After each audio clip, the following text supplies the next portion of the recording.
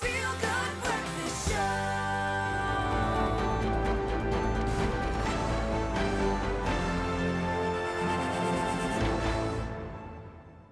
Oh, yes, of course, Mzansi. It is Monday morning, and we're getting straight into the action, diving into those headlines and going all the way through to highlight what is important right now. Now, the one thing that never changes, though, is the flow of dramatic headlines. So, of course, we brought a news editor, the one and only, the chief of the headlines himself, Roi Simpson, in the building to unpack what on earth is going on in South Africa. And as always, we'd love to know what your take is on all these stories that we're about to highlight right now. So come through with your thoughts, your opinions, and anything else you want to share on 063-408-8863. Of course, we are standing by to serve you, and Roy's here too. Good morning, brother. Morning. How are you doing? It's a Monday, yeah. Yeah. Thank you. Lights are on. Interesting. Yeah, the smoke's coming out the ears now, and we haven't even gotten through the first story here. Lots going on at the moment. Obviously, one common thread, the promised easing of load shedding over the weekend never really happened. In fact, I feel like we got a little bit more than we anticipated for. I think clearly demonstrating how far we have, or how far we have not come to a solution, how far away we seem to have drifted. Then, of course, on Friday, the North Gauteng High Court ruled that all hospitals, clinics, schools, and police stations should be, in principle, exempt from load shedding, and I say that loosely. But before, of course, leaving office, we know that our outgoing Eskom CEO, Andre de Ruyter, said that that was impossible without collapsing the grid, which makes a lot of sense. Yes. We've seen the pressure that these small gains can put on the grid for a long-term kind of gain. Is this a possibility? How do you see this playing out now? Because it does seem like, in all likelihood, yeah, they're going to do it, and then we're going to see a collapse shortly after. Well, we can't. I mean, they simply, as an organization, as a government, cannot put us in a situation where they're going to collapse the grid. There always has to be a balance of what is achievable. Now, the court has done what it has to do. It's applied the law, and the law says, from a constitutional perspective, that government is messing up. In fact, the 19 organizations that took this to court, I think this was the outcome they wanted. They wanted a court of law to say, this is government's fault, this is a result of government policy. Okay. Line in the sand. Cool. Yeah. That's the judgment they got. Of course, on the ground, that doesn't matter. It's nice and rarefied to have the courts go, okay, well, yes, the current government, this regime messed up. But it doesn't change anything on the ground. And they're like 1,100 and something police stations, which would need power 24/7. There are about 30,000 schools in South Africa who would need power 7 hours a day. Those are vast amounts. And the judgment says you've got 60 days to do everything reasonable, to take reasonable And this includes steps hospitals as well, right? On top of that. Yeah, then on top of that, and those are big power consumers. So in I theory, live between 3 hospitals, I'm just saying. so you potentially licking your lips here. But in reality, if that was to, let's say, logistically take place, would that even mean there was anything left for the people or for general? I mean, if we actually went that route, would it actually be possible to do that? Well, it's tricky because they accept, even in the court judgment, they accept that the grid is a grid. Yes. That you can't simply turn places on and off because they're interconnected. They're all connected, yeah. And so it says very specifically that where required, individual solutions need to be found. And that just, I mean, that straight out is now you're looking at generators. So now the government has to go out and buy, let's say, for the 30,000 schools alone, 30,000 generators at, what, 10 grand a piece? That's 300 million. No. Then your running costs. Then you've got to secure them. I'm not going to say, that's true. I'm going to fault you right there. At probably about 25 grand a generator. Okay. I'm telling you right now, because again, this feels like we're wrapping this up in one big deal that presents a financial opportunity more than a solution for the people. When we speak about kind of giving that power back to the people in this localized way, here is an opportunity to find what those solutions are in a localized way. What does that school need? How does it fit into its community? There is possibly an opportunity here. Is this going to force them to look for a different way of dealing with this problem? Now that we've got this court judgment, is that going to change the way government has to respond? No, I don't think so. I don't think in practice, because, as you say, let's say there's R1 billion at stake here. Plus, they're supplying all the petrol or the diesel to all of those schools. So you've got the supply chain management. It's a long and complex thing. Yeah. They are going to go to court to challenge this. In fact, there's a really good chance that this just goes all the way to the Constitutional Court. partly because they needed to, because they want to argue that they have a plan and they must be allowed to implement their plan, that the courts can't impose a plan on them. So that'll be one thing. The other thing is just to kick the can down the road and keep the clock ticking in the hopes that they can bring something online that'll solve the problem before they have to solve the problem this way. Because if they have to solve the problem this way, I mean, look, there's R1 billion floating unused from an EPL soccer team. Again, Roy, I'm going to have to correct you. Probably about 200 million left by now. But yeah, they'd have to find the money. Yeah. They'd have to create this whole program A to new do budget, it. yeah. And that would detract. That would take money away and time away from actually fixing the main problem. And our Minister of Electricity is saying, please, give me the budget, and I will do it. How do you feel? How do you feel? Do you live in an area that's affected? Have you got hospitals, schools around you? What do you think is the right way forward when we don't seemingly have enough pieces on the board? How do we get to that end game? Let us know how you feel. 063-408-8863. How does the news affect you? It's my feel-good breakfast show.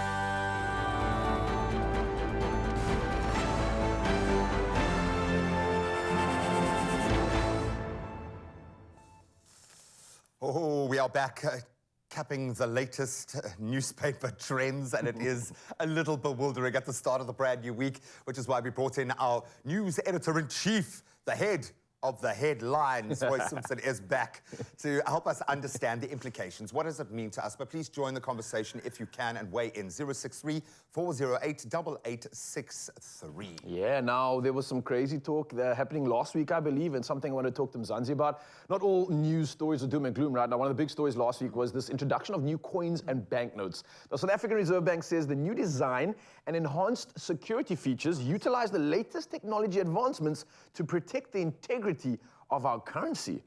This sounds fantastic, Roy. Are we buying this? Yes, we are. We don't have a choice, I don't think. I think that's the thing, and we're gonna buy stuff with it. Yeah. The new series is actually quite nice. It's Okay. really cool. It starts out with a 10-cent piece that has the Cape honeybee on. Oh, nice. Which I okay. really like. If you've ever seen these documentaries about how fundamentally dependent on bees the entire ecology is, For sure. it's really cool to have it That recognized at actually. last. I'm there for that. Nice. Okay. And then we work through the series. A lot of the other the sort of face pictures we'll be familiar with. But I think that the central question is, like, did we need to change? Yeah, why? It's always good to change, not just to kind of keep things looking pretty. And particularly the new banknotes are meant to have deeper hues and basically be prettier notes, but also for security purposes. So according to the South African Reserve Bank, we have an incidence of about, I think they said 3 in a million notes are counterfeit. 3 in a million. Yeah. Wow. And that's because we have all these security features. Yeah. If you look on the notes, you'll see down the middle there, those shiny bits, the numbers themselves, if you tilt them, they change color. There's micro quite a printing. thing, It's a complex item that you're holding in your hand, which makes it difficult to counterfeit. Other countries that have lagged behind, and interestingly, the United States is one of these. The United States did very little to up the update, security of their actual banknotes, Yeah. to the point where it's believed that about, I think it's 1 in 10,000 Wow. is counterfeit. That's terrifying, yeah. And that's particularly the $20. And I suppose as a currency that's so widely used as well, Globally, I suppose it does open that gate. Yes. Really cool, and as long as Tata Madiba's face is represented, I think all of us feel quite proud about it. But I love the fact, so when we have a money shower on the bed, whiter hues, and we do that when we get paid. That's how we work. The other thing I like is that the babies are on it as well. It's families that are on the notes. okay. So it's warmer, it's more us. I like it. And we are allowed like positive affirmations in this crazy world. Yes. You're okay. It's okay to be positive about something that involves money and your nationality. It's beautiful. I absolutely love it. Speaking of money Yes. and your nationality, of course, Britain's King Charles III officially crowned on Saturday with much fanfare. I'm of two minds. Half of my family is English, and it was beautiful to feel my kids kind of that wonder in seeing how this was all playing out. But I sat there at my ripe old age, just looking at the size of a diamond, looking at the concentration of wealth, and possibly a disconnect between, I don't know, we are no longer subjects, but many parts of the world are. But there is a different narrative at play here when it comes to the royal family that's, yes, has had a lot of headlines regarding the family itself, the firm, how that's broken down and how Hollywood has kind of gotten hold of that. But culturally, is the monarchy still as relevant as it was positioned in the press? Where did your news mind settle when looking at that concentration of wealth? Yes, that could probably clear African debt in literally one transaction, because it feels like a lot of that came from Africa. How did you feel watching the spectacle play out? Well, a lot of it did come from Africa. It was nice to see our jewels get an airing. Yes. To see our diamonds on display. Whose jewels are they actually? Absolutely ours. A lot of that stuff is the Cullinan diamond, just the one diamond that was very much ours. But, you know, there's a Kohinoor diamond from India. It is a display of the accumulation of wealth through imperialism, won at the barrel of a gun. And I think that perception is much more common around. I was looking for polls and things like that. I had a beautiful experience with the coronation. I sort of forgot it was happening, got a reminder, turned on, in time to see Pretty Yende deliver her piece, and then I turned it off. I got the best part. so, I mean, there was a connection, there was a South African connection, but I think watching the polls and looking just at predominantly sort of white internet-based polls, to be quite frank, even there was only about 30% traction. I think we don't care at all, really, and I think that in the UK as well, judging by what's happening there, it's also dwindling, not as fast as you would expect, though. But no, I think it's an obsolete institution. Tough job for King Charles, more of the same? Yeah, he's got to navigate the relevance of this institution. I think in his hands lies whether there's another billion rand coronation at taxpayers' expense, or whether they need to hive off and form a private company or something. This is in his hands. Somehow, under Queen Elizabeth II, it was, this is a cultural icon, even a global one, and we'll keep it going. Now, maybe it's done here. Maybe it's done, maybe Mzansi UK, or maybe you don't. Let us know, though, and come through on our socials and give us your opinion on this. Is it something that even matters in this day and age? Is it something that's relevant? And, of course, we're going to tackle some more headlines in just a bit, so don't go anywhere. Roy is standing by. It's my feel-good breakfast show.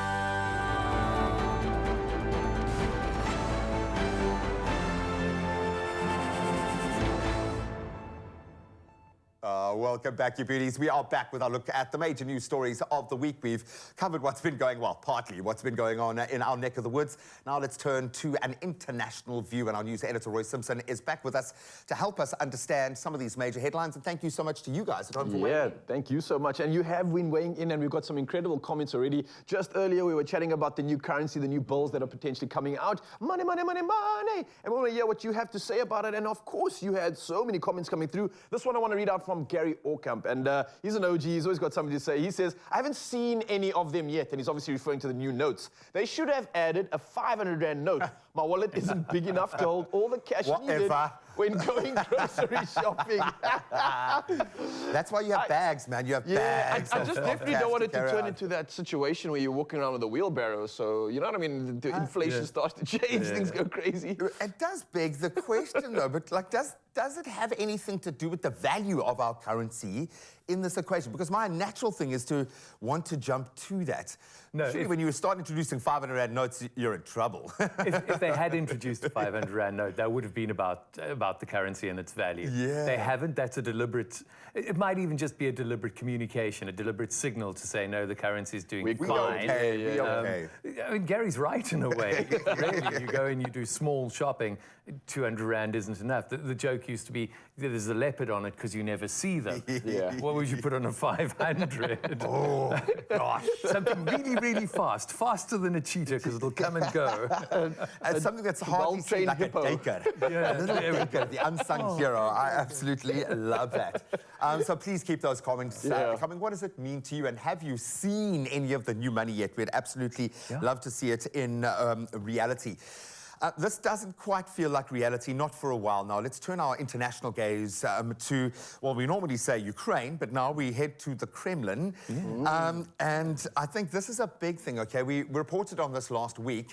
We took a look at the drone explosion, Okay, explosion. Look at that. That happened just above the Kremlin. Up until now, the war between Russia and Ukraine has largely been very localized about traditional armed conflict inside the Ukraine. And this attack, obviously, literally in the heart of Moscow, variously blamed on the Ukraine, other forces in Russia opposed to Vladimir Putin and to the Americans, or just a 15-year-old kid just going crazy. Hacking something. Yeah, yeah. This is something I've noticed even prior to this attack. I mean, there was this conversation about the first drone attack that was shot, the drone that was shot down in the middle of the ocean, trying to figure out who does it come from, who's controlling the drone. Is this where warfare is going? Because it seems like it's just a blame game once again.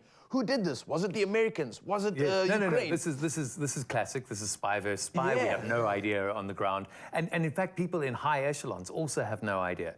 You must remember that the deception is fundamental to the art of war. Yeah. That's the idea. You try and win by creating conditions. Don't look at the mouth, for look at the victory. hands. Yeah. Yeah, that don't necessarily require you to commit your troops.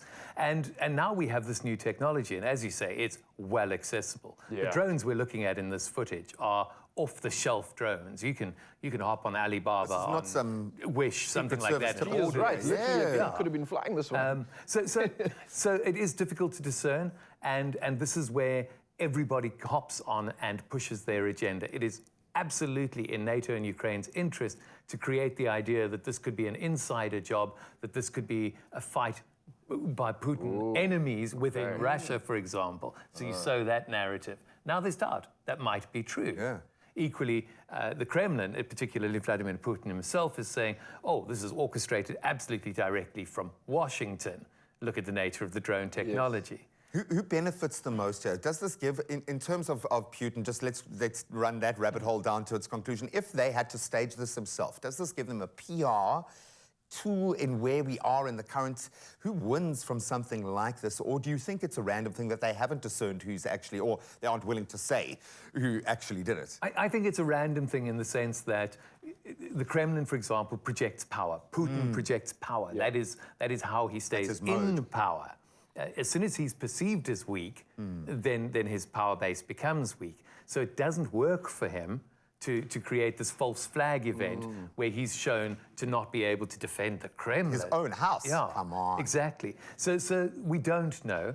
And the thing is that it highlights for us from outside, because sometimes the war just drifts. We don't really think about it for a while. We've got our own issues to deal with. Denial, Yeah, that as well. But the end result of this is that it's back on the agenda. And I think what it shows is that there is a lot of concentrated propaganda around this war. This has come out. Suddenly there's this massive flurry. We're seeing it on every network. Yeah. And man, ultimately, when you get down to the way this war is playing out, this war of attrition, it's the arms manufacturers who win. You know, as is generally Just like it has been in the past. Exactly. And the young men, the boys, continue to die. The girls, the young women, continue to die every day. I'm thinking it's only a matter of time before we see Vladimir Putin naked top wrestling a bear again, showing strength. I feel for his poor security guards that he's going to go and do judo with for the next 5 days. Let us know how these things affect you, even if it's on the other side of the world. How does it change your perception of your reality? 063-408-8863. The news is only the news because it affects you. Otherwise, why would be tracking it? So please let us know how you feel.